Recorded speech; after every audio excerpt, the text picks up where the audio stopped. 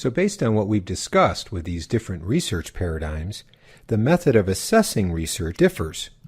For an analytical study, the research addresses an appropriate question regarding an existence about an objective reality. It offers a hypothesized relationship between variables as an answer to these questions, and it tests the hypothesis, researching facts by means of a controlled observation.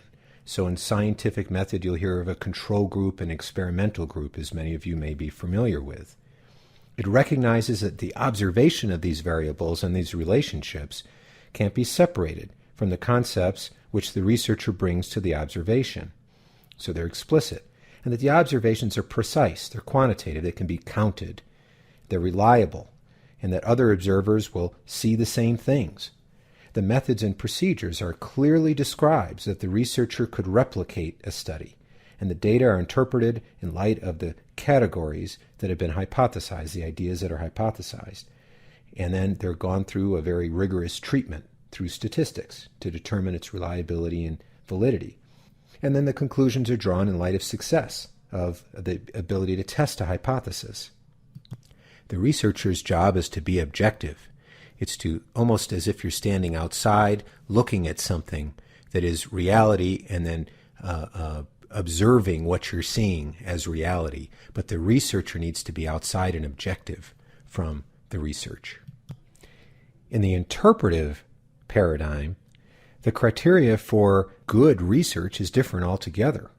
In the interpretive paradigm, authenticity is assessed by examining the study's credibility, asking if there's alignment between the way the participants actually perceive the ideas and the way the researcher portrays their viewpoints. So is what I'm portraying accurate to how you described something?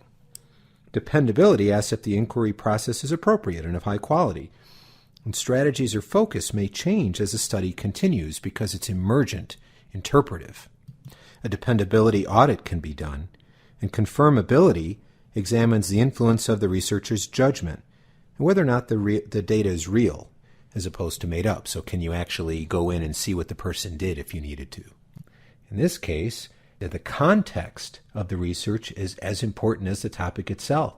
And some qualitative research done in the interpretive tradition actually starts, rather than a hypothesis, starts with an area of interest, and the data actually emerges from the topic. Interpretive research addresses concerns with how do we interpret the meaning of a particular topic within a cultural tradition, given its historical situation. It reflects on that interpretation, looks at the interrelating parts and the whole. It searches for interpretation that is reasonable. It will cross-check with the participant and in some cases involve the participant in the design of the research itself. Critical research, critical theory-based research, is viewed based on its accuracy within the historical context.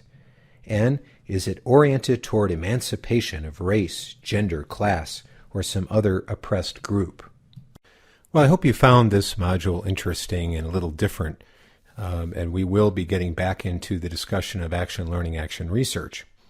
But in summary, we wanted you to understand that in the social sciences, paradigms are conceptual worldviews that shape a researcher's approach, and they develop from a historical and philosophical context, and they influence the methodology, the methods, and the role of the researcher and researched, and that there are different research approaches that require different ways of assessing their quality and utility. And so it's not necessarily valid to look at a critical study through the eyes of an analytical approach, because they're simply different. They're intended for different purposes, and they need to be assessed differently as well. The action research, action learning approach is actually a little bit of a new paradigm within the participatory world. And there's an article for you to read as part of an assignment that we hope will give you some insight into where it is situated.